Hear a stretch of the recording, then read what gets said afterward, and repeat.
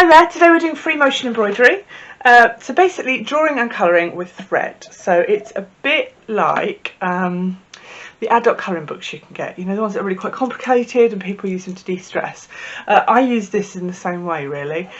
So all we're doing is we're going to be almost drawing and colouring pictures with thread.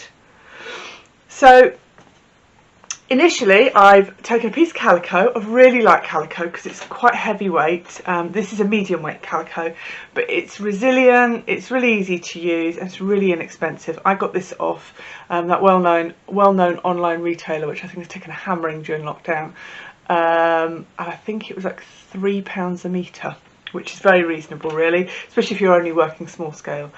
This is just a normal wooden embroidery hoop, and you put it in upside down, if that makes sense. So if you were doing embroidery normally, you would have the sticky up bit as the top. Flip it over because you're going to need to slot it under your sewing machine, and you don't want that much give in the fabric because it needs to be flat on the bottom. So fabric, I've drawn my design on with a pencil. Some people will just be able to freehand draw with the machine. I like to just have my line to give me a guide. I don't necessarily follow it exactly, but it gives me an idea. And then I've got, now you don't have to have one of these, excuse me while I just kind of flip you around. Oh, where are you? I have got a special foot here, which is, if I unscrew it, you don't have to use one of these, but you can just pick them up online. They're really, really easy to get hold of. Just a free motion embroidery foot. There we go. And all it does is it gives you that little bit of bounce and give as you're sewing, and because you've got this hole in the bottom as well, it allows you to see better what you're doing, whereas a normal presser foot will get in the way. And I've dropped my dog feeds here, my teeth underneath. So I just slide on this machine, I just slide the side panel off. I'm trying to do all this one-handed whilst holding a camera. And at the back I've got a little section, I just press it down and over. So what I've done is I've recorded myself doing the machine embroidery, and I'm going to do a voiceover and talk you through it because that'll be easier. But it is really, really easy. It's really, really therapeutic. I would say even beginner sewers can do this.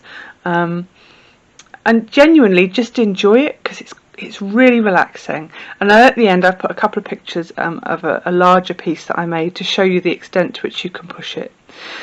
With regards to threads, any threads will work. If you use embroidery threads, it'll be shiny. If you use normal sewing threads, it won't be so shiny. But maybe you can combine the two and it gives you quite a nice contrast quite often, depending on what you want to do. So, go away, dig out that old sewing machine, because I believe everybody has one either in the attic or the cellar or tucked under the bed or somewhere, and see if you can have a play. It doesn't have to be making garments. You can create art with them as well. Enjoy! Okay, so here we are stitching. I've got my drawing that's already on my piece of calico. As you can see, my embroidery frame is upside down almost, as you would deem it to be if you're doing hand embroidery. And I've set my machine to a straight stitch, kind of medium length. Length doesn't really matter, to be honest with you, although I would say a medium to large is better than a tight stitch, a really short one. I've got normal tension. I've got the same colour thread on the top and the bottom.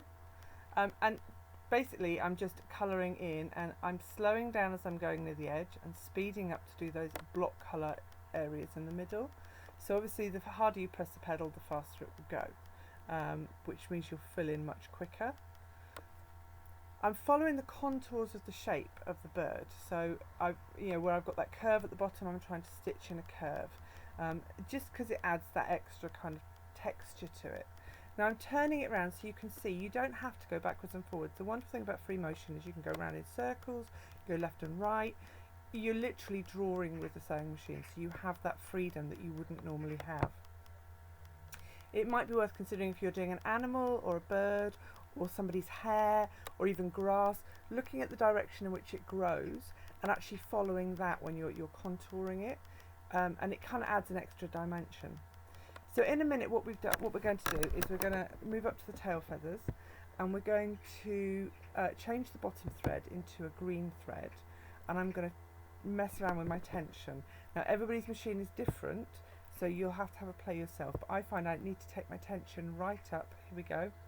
So I take my tension right up as high as it will go, and what that does is that pulls the bottom thread up, so you get little glimpses of that green coming through with the blue. Now in a minute I'll take this out and I'll show you a little bit closer up. It's not a great picture because I'm struggling to get the camera to focus when I zoom, but if I take it out, and you can just see little bits of the green coming through. Really, really nice way to blend as well colours. So maybe if I were to do green on the very ends, which I didn't want to do, but if I did green on the very ends, then that would be a nice way of blending them, is to tighten my tension in the middle so it's half blue, half green, so it will create that blend. And here's the final piece. I'm not particularly happy with it, but it is really good as an example just to show you how things work. So I've gone for that bright pink wing feather, just because I've got a thing about Mexican colours and clashing colours at the moment. And if you look up close, you can see I've taken my my machine for a walk, which is quite a nice activity to do actually. Take it for a walk with black and then colour in each section with a different colour. Gives a really, really nice effect and gives you a chance to practice. The next piece I'm going to show you is a piece I did for an exhibition. It was based around the sea and underwater. And this piece is actually about 35 centimetres by 30 centimetres, a stitch section, and then I've stretched it over a canvas. And I just love working on this scale because you can get so much more detail in. When you get up close you can really see, and in a minute I'll show you just how fine you can get that detail. Now this is done with embroidery threads, so you've got that lovely sheen that you get, that shine, which you don't get with normal threads. But again, if you play with matte threads and shiny threads, you can get those contrasting textures as well, which is another really easy way to play. So I've scaled down that big one for this next piece, which is actually my phone cover. Okay, I kind of made this and then cut it out and stuck it on my phone case. And I chose that purple, it's not purple, is it? That blue, because it pops. But again, it's about getting that definition, that shape, and having fun, and it really is therapeutic. So go away, have a go, and seriously, come back to me and show me what you've done. I'd love to see it.